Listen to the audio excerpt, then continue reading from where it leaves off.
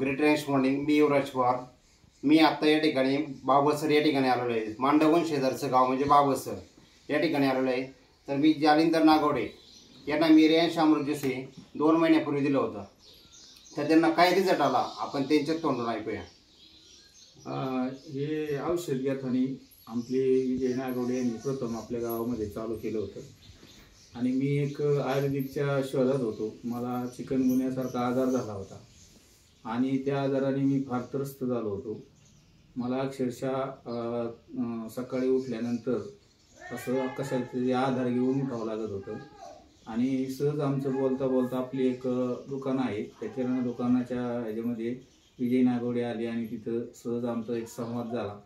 त्या संवादाच्या माध्यमातून त्यांनी सांगितलं, तुम्ही ही एक बॉटल घेऊन बघा, तुम्हाला काय फरक पडतोय, तिथून पुढे तुम्ही दुसरी बॉटल वापरा. आणि मी त्यांचं ऐकून ती बॉटल घेतली.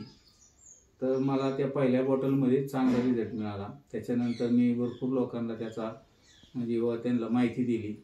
तर आपल्या गणेशवाडीमध्ये भरपूर लोक त्या औषध ते घेतात आणि त्यांना बी त्याचा रिझल्ट आलेला आहे.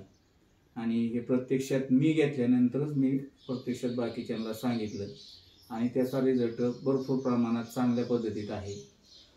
अशा पद्धतीत हा रिझल्ट मला स्वतः ह्या रेवन्समुळे आलेला आहे.